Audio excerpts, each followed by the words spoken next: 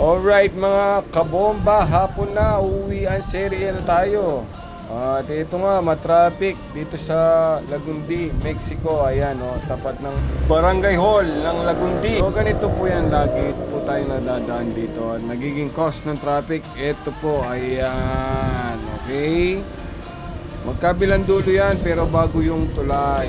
Bagong gawa. Ayan. Sana naman po sa gumawa ng tulay, sa ating gobyerno, dinugtungan na lang yung dulo-dulo. Ayan, So, lagi pong traffic dito dahil nga inaalagaan ng mga motorista yung mga kanilang sasakyan sa lubak na kalsada. Alright mga kabomba, ayan. So, sana ma-actionan ng gobyerno para mapadali yung transportasyon natin, So, shoutout sa ating lahat mga nanonood. Viewers, subscribers, followers natin. Hapon na naman kabomba. Orange Fuel. Mga employees dyan, shoutout sa inyo. So tayo po ngayon ay pagagawin na ng Mexico, Balas, Santa Cruz, San Juan, Anao at San Antonio. Right? Yun yung destination natin mga kabomba.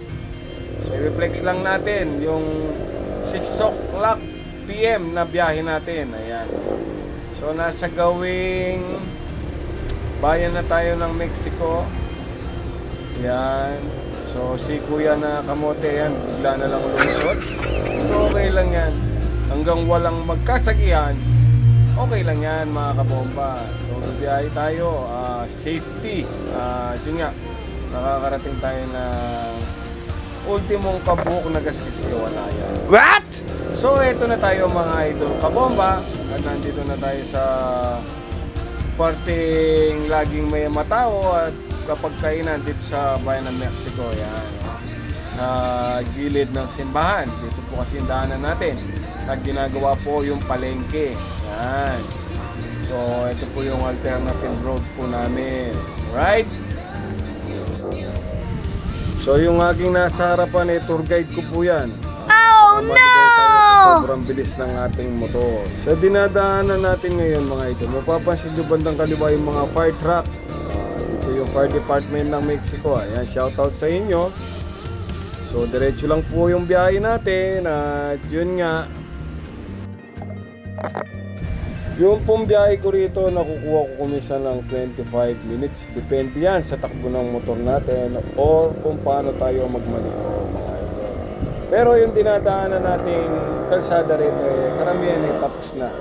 Lalo na yung Santa Cruz. Tapos na po yung kalsada yan. Dito sa video ko, makikita nyo, nasa Barangay Balas na ako. Alright. Isa ng kamote driver na naman ang umarang sa ating daanan, pero okay lang. Yung nga kanina sabi ko, hanggat walang magkatamaan, walang problema mga kabomba. Ako minsan mga kabomba mainipin sa kalsada, kaya kung yung R50 ang dala natin, laging hataw tayo, parang Gary Valenciano lang.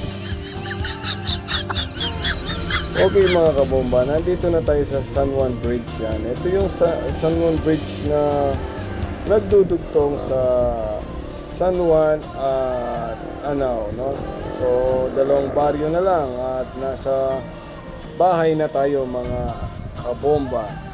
So dito nga pala sa San Juan ang may sakop na lugar. Dito rin yung San Juan Dabsu na tinatawag nila or dating Dabgat, colleges. Ayan. So pansin nyo ang kalsada rito ay napakaganda na ngayon. Yun nga, walang traffic na nagaganap.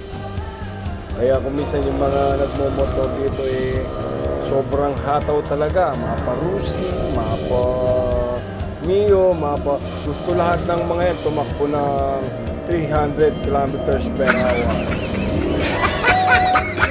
Dito kasi sa kalsadang ito napakahaba na daanan na talagang may bibigay mo, may pupursige mo yung takbong gusto ng motor mo. So ingat din kuminsan dahil may mga asong tumatawid. Ito yung nakakatakot, yung mga asong tumatawid na kuminsan naiirita sa tunog ng motor. Ride safe lagi hanggang sa muli mga kabomba.